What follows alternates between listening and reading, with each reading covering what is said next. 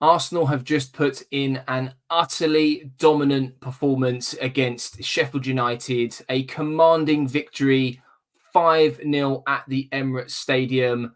And I'm sure you're here to better understand how Mikel Arteta orchestrated this victory with a much rotated side.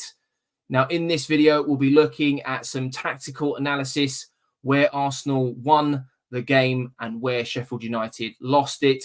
We'll be looking at some of the key moments like the goals and VAR decisions, as well as breaking down some key player statistics, who really stood out and why. So if you are looking forward to this video, do go ahead and smash that like button. And I'm also close to 2,400 subscribers. So if you are new around here, please do hit that subscribe button and help me achieve my next milestone.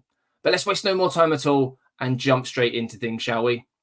Kicking off with some tactical analysis of where the game was won for Arsenal and lost for Sheffield United. A good place to start would be looking at who got the nod for Mikel Arteta's Arsenal, those key differences and surprises ahead of kickoff in this dominant display. I think the first one that we can all agree with is the fact that he rotated Gabriel out and brought Nketiah in. He had a very, very good performance, wasn't really challenged in all fairness. There was that big argument as well in the build-up to this fixture. Will Arteta go with Zinchenko? Will he go with Tomiyasu? Declan Rice played at the base of midfield instead of Jorginho, with Havertz and Emile Smith-Rowe operating as those 8s or 10s, however you want to look at it. Martin Odegaard, was he rested? Was he dropped? That debate will probably rumble on social media over the next couple of days until Arsenal's next fixture. Nketiah up top. There were questions as to whether or not it would be Trossard, who did come on later on in the game, and he had a fantastic little cameo, keeping the ball, little flicks and tricks, really further frustrating Sheffield United and our usual wingers in Martinelli and Saka. But as I said, where was this game won and lost for the sides? As you can see on screen, Arsenal set up in their usual formation, regardless of the fact that there were several changes to the starting 11. Nketiah coming out to this left-hand side, similarly to the way that Gabriel would play. Zinchenko tucking in as that inverted fullback. And Sheffield United did try to exploit this. We can see here that they have 5 players in midfield.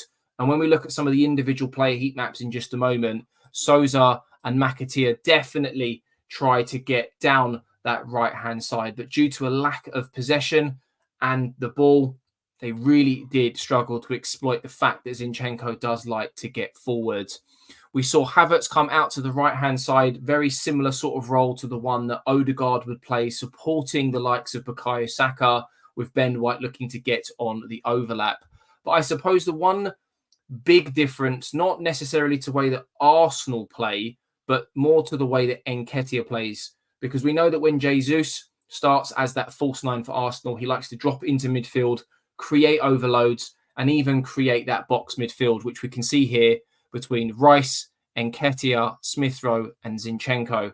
Now, Sheffield United tried to counter this with those 5 in midfield, as we can see here, but it just didn't work. Arsenal often pushed and pressed Sheffield United back, and Norwood would drop in to that back 5, making it more difficult for Sheffield United to get on the ball. Now, when Sheffield United did want to press Arsenal, for example, Brewster would press Saliba or maybe Ben White. And when the ball came into the likes of Zinchenko or Nketiah, for example, we'd see Nketiah come in here, Slimani come into Ben White, for example, Souza into Zinchenko. Hamer would be looking to swap. They would take turns between Norwood and Hamer. But Arsenal are all too familiar with this type of press, very different to the type of press that we faced last time out against Chelsea. And Arsenal, used to having those numbers in midfield, were very easily able to knock the ball in between those lines. And that's one of the big reasons for why I think Zinchenko was given the nod ahead of Tomiyasu, something that we did highlight in my preview video. His ability on the ball to break the lines is significantly higher. Tomiyasu is head and shoulders the better defender, yes, but at times in this game, Zinchenko is effectively playing as a number 10 alongside the likes of Smith Rowe and Havertz here, practically. And there was this sort of front six that they were having to deal with. But if we have a quick look at some of the heat maps, for example, and where the shape was for Arsenal compared to Sheffield United, we can see here, like I've already highlighted in the tactical board, we've got those usual 3 players at the back. We've got those 4 players across the front, with there not being any Odegaard on this occasion. Was it a front 5? Havertz certainly looked to play more down that right-hand side. You can see here in this heat map, play down that right-hand side, which did allow Saka to come inside a little bit more often. When we look at heat maps in previous games, Bukayo Saka is definitely much more wider as opposed to inside. He likes to get around his players or play the ball inside. And it's normally Martinelli who's the furthest player forward. But on this occasion, it is Bukayo Saka. And as mentioned, Nketiah dropping a little bit deeper to help create those overloads. He's that fox in the box, that poacher.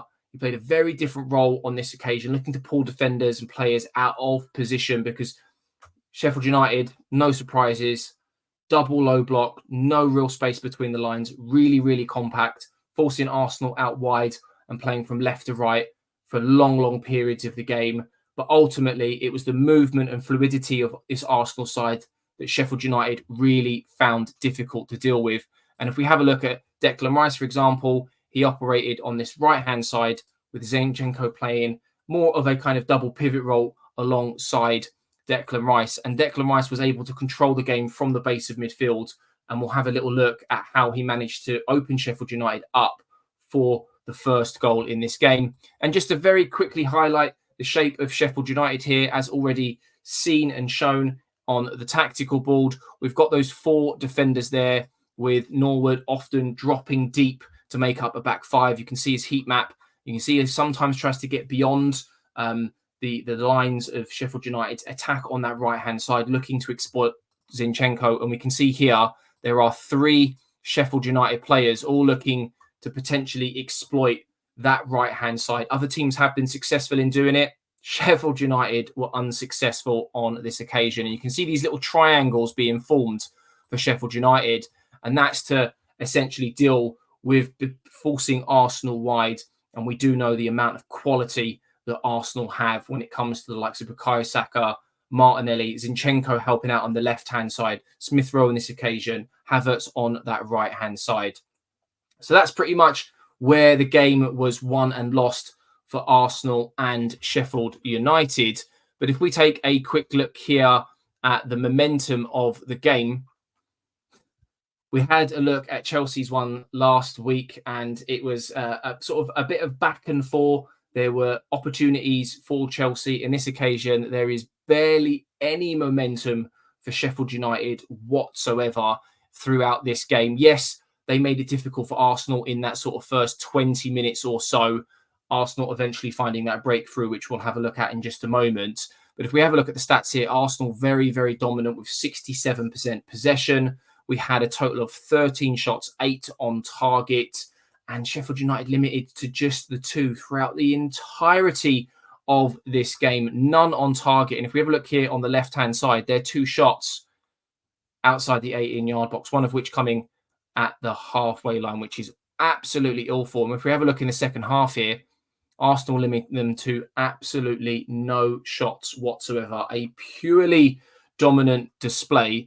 But if we have a look at some of the goals and some of the key moments and where things changed in this game, the first goal that I'd want to take a look at is the very first goal of the game, which was once again created by Declan Rice. That's 2 assists now for him in 2 games.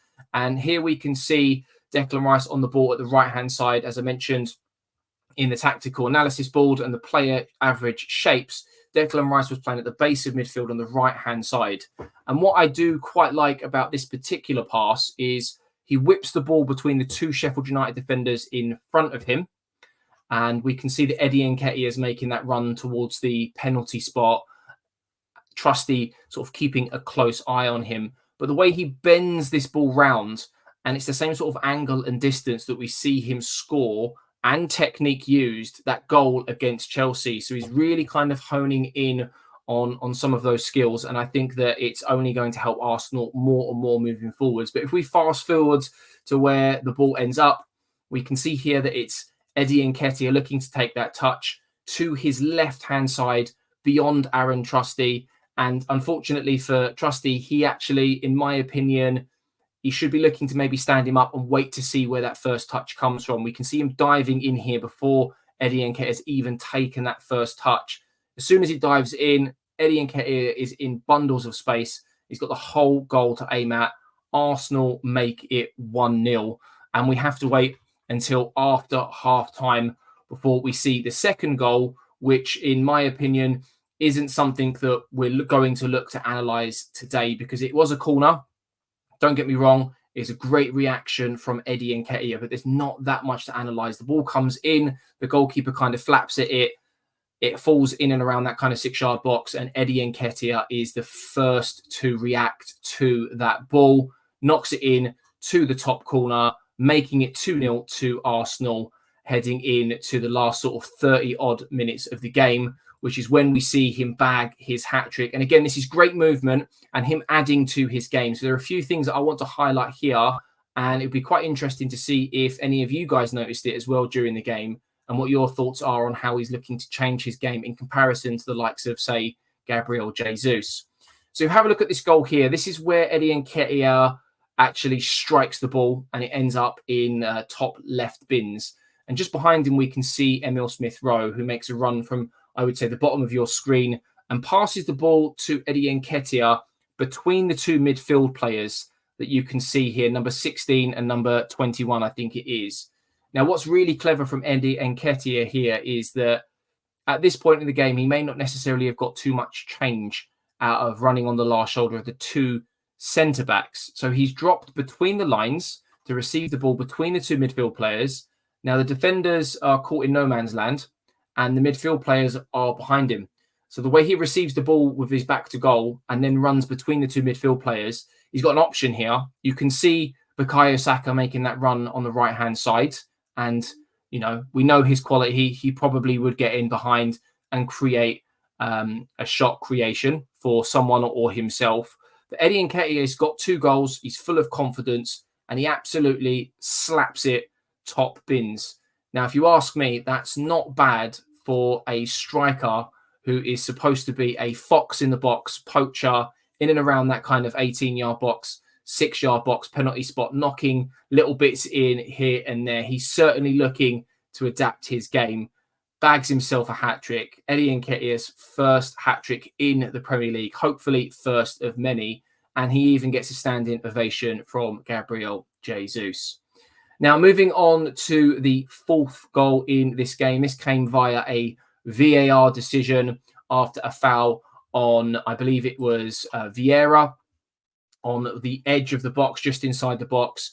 In real time, the referee didn't really catch it right, wasn't really too sure what to do, which was then obviously eventually reviewed by VAR. And we can see here at the point of where the Sheffield United player makes contact with Fabio Vieira, it's just inside that 18-yard box. And they did mention during the highlights of the game that if it was even on the line, it still counts as inside the box. And this is one of the benefits of VAR and when it works really well, as opposed to all the issues we've had with it from the very beginning of the season. Arsenal eventually rewarded with a penalty after the referee goes to the screens, and it is Fabio Vieira who tucks it away. And that makes it 4-0. And then the 5th and final goal was Tomiyasu's first goal for Arsenal on his 50th appearance. Very similar to Eddie Nketiah's goal. It does come in from a corner, a little bit of a flick-on header, if you will, from the front post. It kind of hits Tomiyasu. And again, very similar to that second goal. He's the quickest to react. He's only a few yards from goal.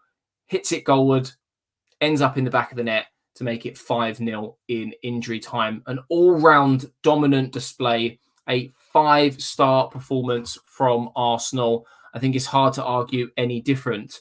But one last thing that we're going to look at in this video is some player statistics, because I want to hear from you guys on who you think the Arsenal man of the match was. So many good individual performances in this game. So I've gone over to SofaScore here. I think the obvious and one that stands out the most is going to be Eddie Nketiah, who bagged himself 3 goals. Expected goals of 0.96, which I thought was a little low, if I'm honest with you. Scoring with all 3 shots that he had on target. A completion rate, passing-wise, that is, of 75%. Winning 6 duels out a total of 11. And made the 1 clearance in the game as well, although he wasn't tasked with too much defending, given some of the stats that we just looked at throughout the game. So he had a very fine performance. I think it's going to be very difficult to argue whether or not anyone else did deserve man of the match. As mentioned earlier in the video, I thought Declan Rice had a very commanding game and controlled things in midfield. Again, wasn't really troubled too much in this game. Easily able to kind of mop the ball up and recycle possession when needed. He got 80 touches, so very involved in the game with a completion rate of 94% with his passing, 1 key pass, 2 long balls completed. And this is what I mean. Someone who is normally really involved in winning possession back, playing in that number 6 role in comparison to where he's played as a number 8 in previous weeks where Jorginho's played in that 6 role. He only had to really involve himself in 8 duels, winning 2 in the process. 1 interception, 2 tackles, and only dribble past on the 1 occasion. And I think another player that we could probably talk about, I could sit here and go through every single player, if I'm honest with you, but Martinelli was really, really effective, in my opinion, down that left-hand side. Constant headache for Sheffield United. He constantly got fouled as well throughout the game, and he was successful with 2 of his dribbles. He had a shot on target, 97% completion rate with his passing, 3 key passes, 2 crosses completed, 2 long balls, and winning 6 out of 9 duels, as well as winning 1 tackle. So an absolute nuisance, doesn't stop running, a real busybody for anyone who is marking. And we've seen it every single week now, that every team that we're facing, whether it's a team at the bottom of the league or a team at the top of the league, clubs are doubling up on the likes of Martinelli and Saka. Now, I do apologise if I haven't covered a player that you feel as though should be in with a shout for man of the match. Like I said, there are so many good individual performances, not with those that started the game, but also for those who came on as well. But do let me know down in the comments below, who was your Arsenal man of the match? Very difficult to suggest anyone other than Eddie Nketiah, but I'm sure you guys will let me know many positives through those individual performances down in the comments below. So that's going to about wrap things up for this video. Arsenal have managed to keep their 5th clean sheet of the season. And Eddie Nketiah hat-trick, a better goal difference than the Spuds, in and amongst it at the top end of the table, and still unbeaten. Not a bad day in the Premier League, if you ask me. If you have enjoyed this tactical analysis video, or maybe you've learned something new, do go ahead and smash that like button. Subscribe if you're new around here. As already mentioned, I'm very close to that 2,400 subscribers, and your support would be greatly appreciated. And make sure you got that notification bell button on as well, because there'll be plenty more videos like this coming, as well as topical and debate-like videos for you guys to get involved in later down the line. And as always, Discord chat will be down in the comment section. If you do want to join that, it's absolutely free. Let me know if you have any issues down in the comments with Discord. But for now, I'm JC, and I'll catch you in the next one. Stay safe, take care, and come on, you Gunners.